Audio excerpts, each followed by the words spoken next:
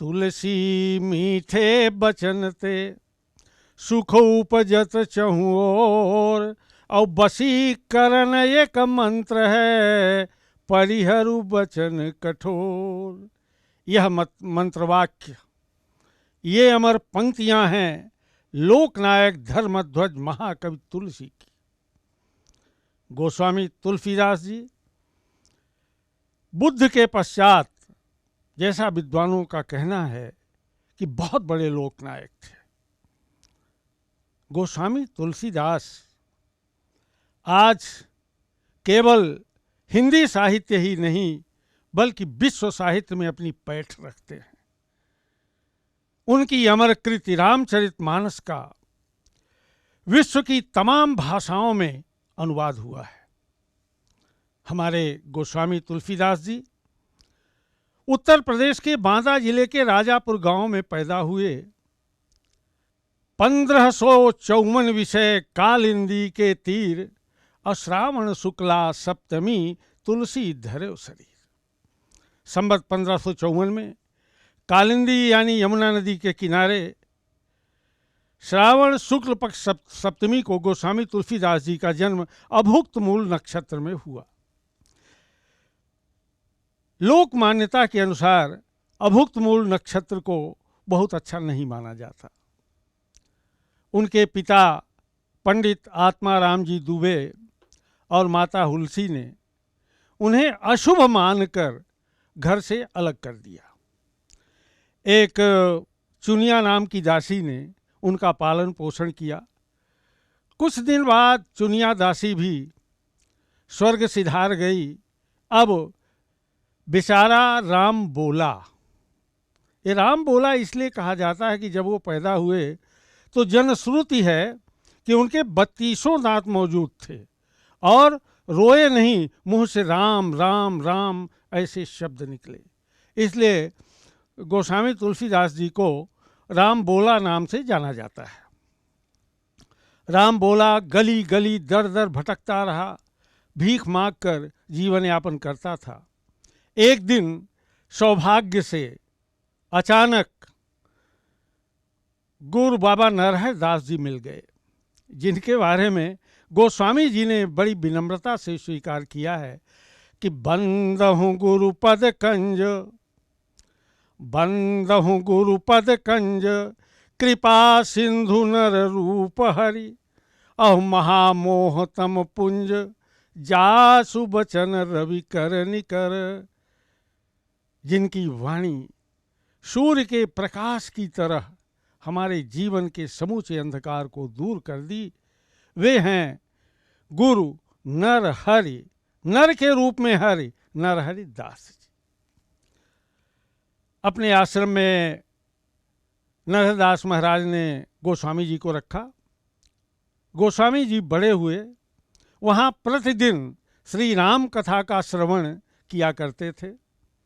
बाद में गोस्वामी जी लौट कर आए राजापुर, और वहीं पड़ोस के गांव में दीनबंधु पाठक, यमुना नदी के उस पार, दीनबंधु पाठक जी ने अपनी पुत्री रत्नावली का विवाह गोस्वामी जी से कर दिया। बहुत ही सुख के साथ गोस्वामी जी रहने लगे। अचानक एक दिन गोस्वामी जी बाहर गए हुए थे, रत्नावली के मायके से कुछ समाचार आया, वो अपना चल पड़ी। जब रात को लौट कर आते हैं तो रत्नावली नहीं दिखाई दी। पता चला कि वे मायके चली गई हैं। बाबा राम बोला चल पड़ा ससुराल की ओर, और रात को ही पहुंचता है। उन्हें देखकर रत्नावली फटकार क्या लगाती हैं, उनके ज्ञान चक्षु खुल गए गोस्वामी जी के। लाज न लागत आपको दौरे आए हो साथ, धिक धिक ऐसे प्रेम को कहा कहूं मैं नाथ।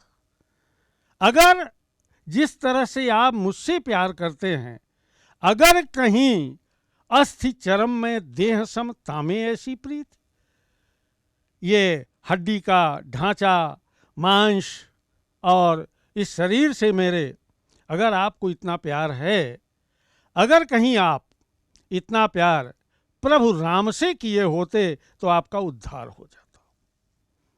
बात लग गई गोस्वामी जी को, और वहां से वे पीछे मुड़े और वापस आ गए। यहीं से गोस्वामी जी को प्रव्रज्या यानी संन्यास हो जाता है।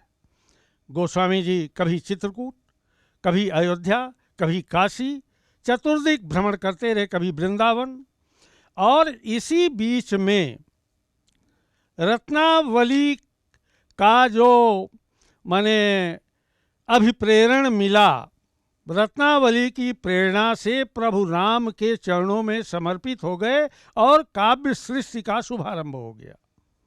गोस्वामी जी ने अनेकानेक काव्य ग्रंथों की रचना की और आज वो विश्व साहित्य की अमूल्य निधि हैं।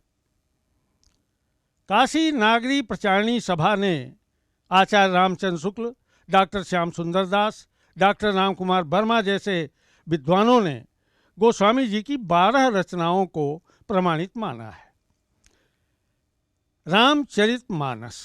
रामचरितमानस महाकाव्य है। विनय पत्रिका,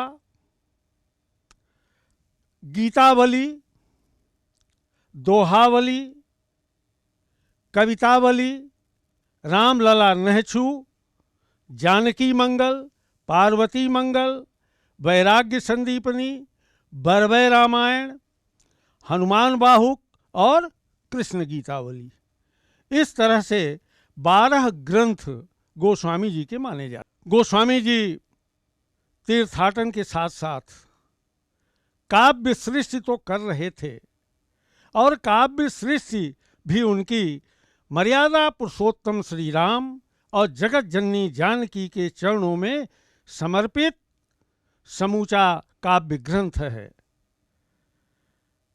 गोस्वामी जी ने स्पष्ट रूप से स्वीकार किया है कि सिया राम मैं सब जग जानी, करो प्रणाम जोर जुग पानी। विनम्रता देखने योग्य है गोसाई जी की। जब गोसाई जी से पूछा गया कि आप बहुत अच्छी कविता लिखते हैं और ये किस तरह से आप काव्य सृष्टि कर लेते हैं, तो गोस्वामी जी ने बहुत स्पष्ट रूप में रामचरितमानस में स्वीकार किया उसको कि कवित विवेक एक नहीं मोरे, सत्य कहो लिखि कागज कोरे। कवि न हो हूँ मैं चतुर कहावों, और मत अनुरूप राम गुण गावों। और वही राम के गुणगान में, यद्यपि राम कथा का जो शुभारंभ है वो महर्षि वाल्मीकि से ही हो गया था, लेकिन महर्षि वाल्मीकि ने उसे संस्कृत में देवभाषा में लिखा। देवभाषा धीरे धीरे देवभाषा लोग समझते नहीं थे, संस्कृत के पाठक कम होते चले गए। तो गोस्वामी जी जबकि संस्कृत के मूर्धन्य विद्वान थे, उन्होंने रामचरितमानस के जो 7 कांड हैं उनका जब शुभारंभ किया है तो संस्कृत के श्लोकों से किया है। जैसे बालकांड, वर्णानाम अर्थसंघानाम रसानाम छंदसामपि मंगलानां च कर्तारौ वंदे वाणी विनायको। वाणी और विनायक की वंदना इसी तरह से प्रत्येक कांड के प्रारंभ में गोस्वामी जी ने संस्कृत में देव भाषा में प्रार्थना की है। लेकिन गोस्वामी जी ने फिर हिंदी में क्यों लिखा, और उसमें भी अवधि और ब्रज में। समूचा तुलसी साहित्य अवधि और ब्रज से समन्वित है, अवधि और ब्रज में लिखा गया है। तो गोस्वामी जी का मानना था, गोस्वामी जी काव्य शास्त्र के प्रकांड विद्वान थे, उनका मानना था कि भाषा बद्ध करब मैं सोई, मैं भाषा बद्ध करूंगा, क्योंकि साहित्य का जो प्रतिपाद्य है सुर सरि सम सब कह हित होई, जो गंगा के समान सबका कल्याण कर सके। गंगा से लाभ हर मजहब के लोग लेते हैं, कोई आध्यात्मिक दृष्टि से, कोई आर्थिक दृष्टि से, कोई कृषि उपार्जन के लिए, जलपान के लिए, मतलब गंगा सबके लिए कल्याणकारी हैं, तो साहित्य ऐसा होना चाहिए जो स्वांतः सुखाय तो हो। गोस्वामी जी ने इस बात को स्वीकारा है। स्वांतः सुखाय तुलसी रघुनाथ गाथा, भाषा निबंध मति मंजुल मातनोती। उन्होंने स्वांतः सुखाय लिखा, लेकिन उनका समूचा साहित्य जो है वो बहुजन हिताय, बहुजन सुखाय, सबके लिए कल्याणकारी बन गया। एक दिन ऐसा समय आया जब गोस्वामी तुलसीदास जी बीमार रहने लगे और वृद्ध भी हो गए थे। तो जन्म हुआ यमुना के किनारे, और उन्होंने जो साकेत वास किया, गोलोक वास किया, जो उनका महाप्रयाण हुआ, वह संबत 1680 गंग के तीर, अश्रावण शुक्ला सप्तमी, तुलसी तजो शरीर।